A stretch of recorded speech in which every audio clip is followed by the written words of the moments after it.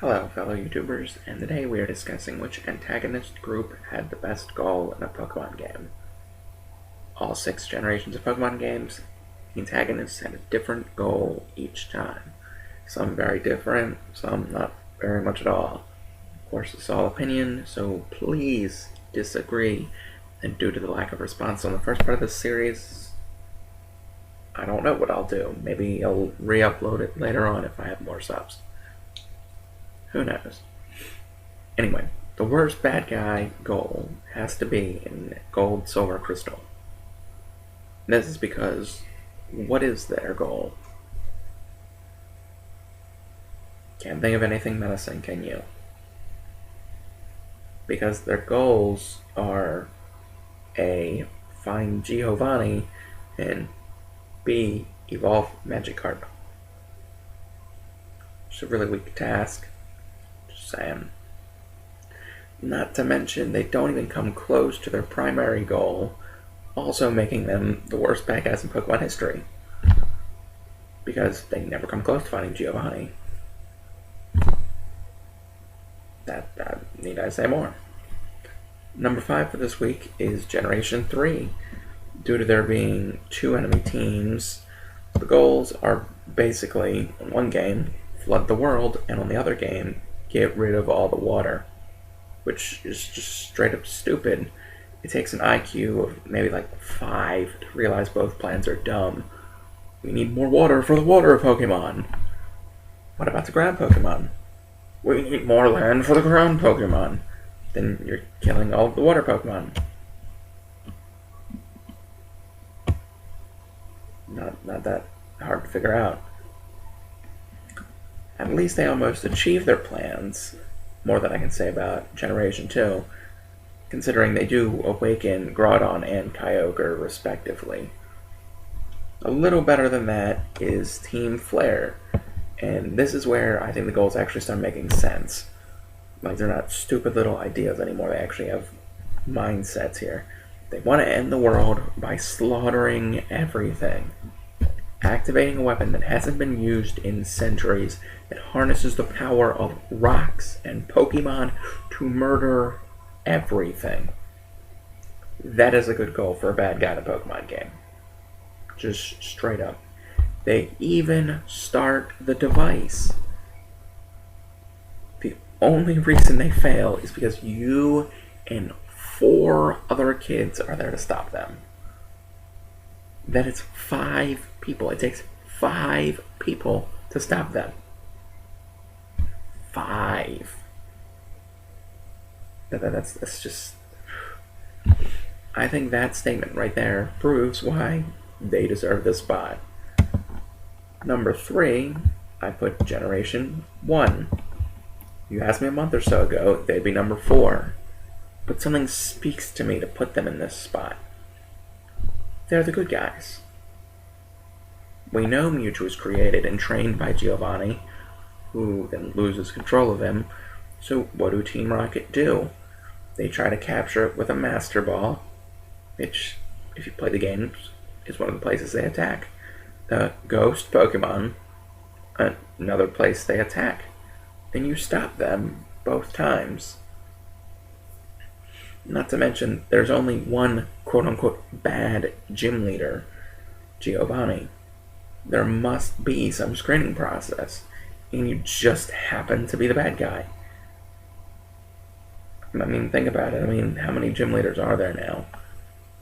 6 Pokemon games. There's got to be at least 60 gym leaders, and only one of them has ever been a bad guy. Just seems like playing the odds here. I think it puts a whole new spin on the very classic Pokemon game. And I also have a Leaf Green Nuzlocke, so feel free to watch that. For number 2, I put Team Galactic. Their goal? To end the world. Their means of doing it? Control 3 legendary Pokemon. They successfully captured the Lake Tria, try to control Dialga and Palkia, and most likely would have been fine had it not been for Giratina. And I think that's a huge part for why they're here. They were so close to succeeding. They were about 97% done. They were in the home stretch. That ball, they clobbered it, and it was like right there at the fence. And then Giratino jumps up and grabs the ball.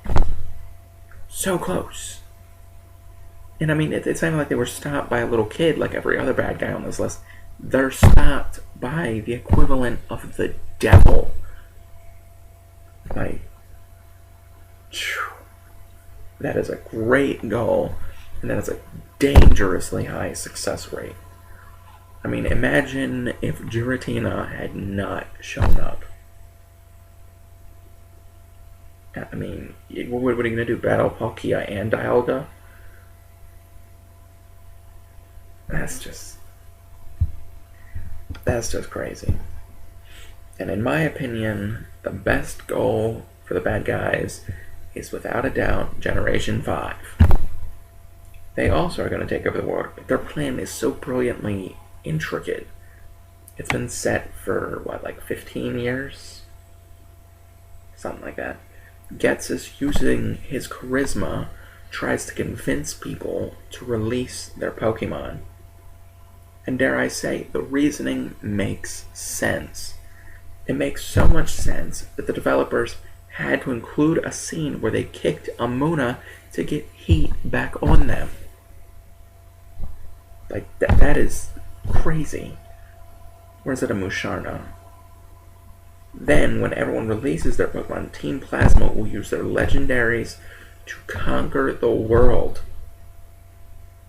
I mean, really, you can't object to a Reshiram or a Zekrom when you ain't got a Pokemon to fight with. What do? Punch a Reshiram? Add in the fact that they built a huge base under the Elite Four. Like, that's just... How did they do it? Anyway, comment your list so I can actually start making a public vote.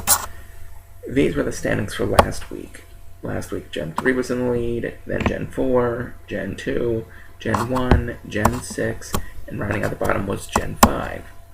Now with this week's points, Gen 5 gets 6 points, Gen 4 gets 5 points, Gen 1 gets 4 points, Gen 6 gets 3 points, Gen 3 gets 2 points, and then Gen 2 gets 1 point.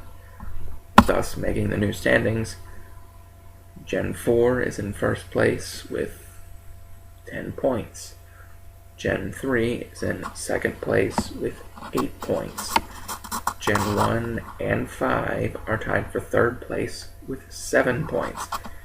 And Gen 2 and 6 tied for last place with 5 points. It's still anyone's title to win, considering if the cards are played right, anybody can be number 1.